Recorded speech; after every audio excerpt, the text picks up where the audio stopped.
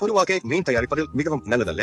எனது நடைமுறையை பார்க்க கவனம் செலுத்துங்கள். வளர்க்க தேவையில்லை. புதிய மற்றும் மென்மையான, மிகவும் சுவையாக இருக்கும். நீங்கள் அதை கற்றுக்கொண்டால் நீங்கள் மீன் மாஸ்டர். முதலில் காய்கறி சந்தைக்கு செல்லுங்கள். 2.5 பவுண்டு கெண்டை வாங்க 10 யுவான் செலவழிக்கவும். கழுவிய பிறகு மீனின் தலை மற்றும் வால் அதை வெட்டவும். பின்னர் மீன் உடல் 2 மில்லிமீட்டர் தடிமன் துண்டுகளாக வெட்டவும்.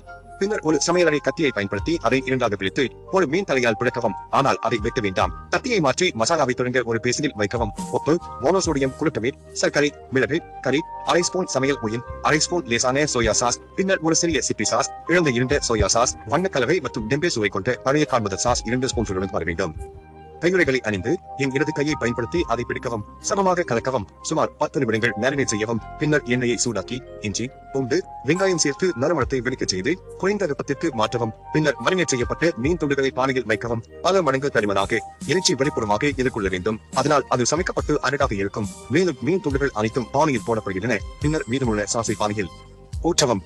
மற்றொரு 500 மில்லி கேன் பீர் சேர்க்கவும். தண்ணீர் சேர்க்க வேண்டாம். கொதித்த பிறகு பானையை மூடி குறைந்த வெப்பத்தில் சுமார் 10 நிமிடங்கள் இளங்கொதிவாக்கவும். வீடியோ உங்களுக்கு பயனுள்ளதாக இருந்தால் மீன் சுண்ட வைத்த பிறகு அதிக வெப்பத்தை இயக்கவும். சூப்பை சேகரிக்கவும். பின்னர் அழகான பச்சை வெங்காயத்தை தெளிக்கவும். இந்த சுவை வெளியே வரும்.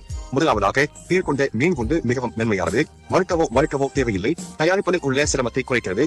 மேலும் கீழே நிறைய துண்டாக்கப்பட்ட வெங்காயத்தை வைக்கவும். எனவே இது பானையில் ஒட்டிக்கொள்வதை பற்றி நீங்கள் கவலைப்பட வேண்டியதில்லை. மேலும் வெங்காயம் மீன் மிகவும் சுவையாக இருக்கும். குவான்சோ ஒளி மற்றும் படைப்பாளர் மாநாடு ஏப்ரல் 22 முதல் 23 வரை குவான்சோவில் நடைபெறும். வெவ்வேறு மொழியை உணர இங்கு வாருங்கள். ஒவ்வொரு தனித்துவமான உங்களையும் தழுவவும்.